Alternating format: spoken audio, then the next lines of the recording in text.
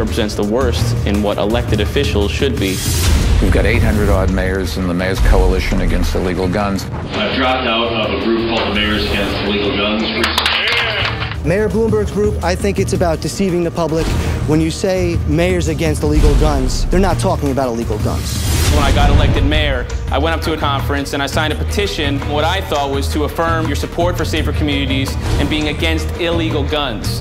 I later found out that my name was put on a website and it was promoting anti-Second Amendment issues. I like microstamping, the SAFE Act. Laws like that are doing nothing but harming law-abiding citizens, and they're doing nothing to stop crime.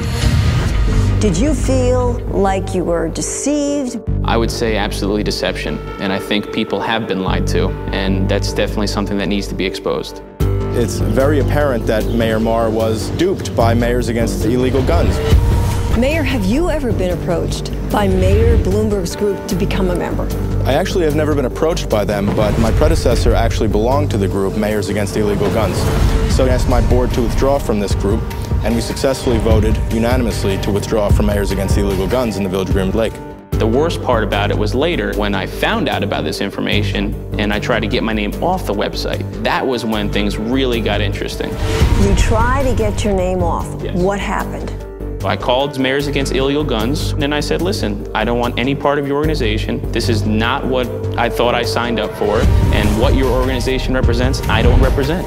And he still pressed harder and harder, and eventually he said, listen, Mayor Bloomberg has a lot of resources, and if you stay with our organization, you will have a lot of those resources allocated to you. And he was talking about financial contributions to my political campaigns. And I said, I don't want your money. I don't want your money. I don't believe in your ideas. I'd like my name taken off of the website. And he tried again. I said, absolutely not. Sounds like his group, did not want to take no for an answer. Absolutely. In every way that you can define a payoff, that's what it was, to me at least. And it made me wonder just how many other mayors were put in the position that I was in and took that money. To know that Mayor Maher stood up to them makes me very proud to know him and to call him my friend. But I am very disturbed by Mayor Bloomberg. When someone tries to offer an elected official money to try to slander or to slash the Constitution of the United States of America, it's appalling. And is he buying mayors? Is that what this organization is all about? And if so, change the name to mayors that have been bought for and against illegal guns. Regulating assault weapons certainly falls within the bounds of the Second Amendment, and so does everything else we're urging. My message to Mayor Bloomberg would be to stay out of our neighborhoods, stick to the city. We love hunting, we love protecting our families, and we will always support the Second Amendment. Mayor Maher tells me that most of the residents here in Walden and in the surrounding areas own firearms, and that these people are convinced that Mayor Bloomberg's coalition isn't just going after illegal guns, it's going after all guns. Your guns, our guns, my guns, everyone's guns. It's about a broader initiative. This is about much more than gun control or about protecting our families and friends. When you look at everything they're about, I would argue that 80% of this country wouldn't believe in it. This is not a constitutional question. It's a question of political courage. This is about going against something that we've had since the founding of our Constitution. We've had the Second Amendment in our Constitution since the beginning. I don't want people squandering it. I don't want people trying to take it for granted. Bloomberg has not been a fan of anyone lately, whether it's telling you what ounce-sized drink that you need to have or how many bullets you can put in your gun.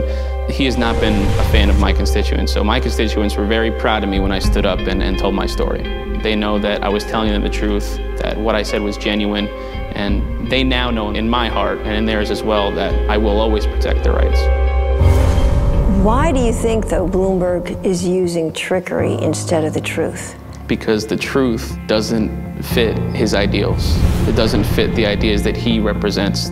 Well, you look at Bloomberg. Sure. Look how many members of his organization leave the organization because they're facing criminal charges. And that's just a piece of the pie. When you look at Bloomberg himself, he represents everything that's wrong with being an elected official. I think that the corruption that New Yorkers are used to, they see in Bloomberg because he's about government infringing on your lives. And people are seeing just how dangerous and how real that can be. What do you think is the biggest false claim he makes about the Second Amendment and gun ownership? That he wants to stop crime.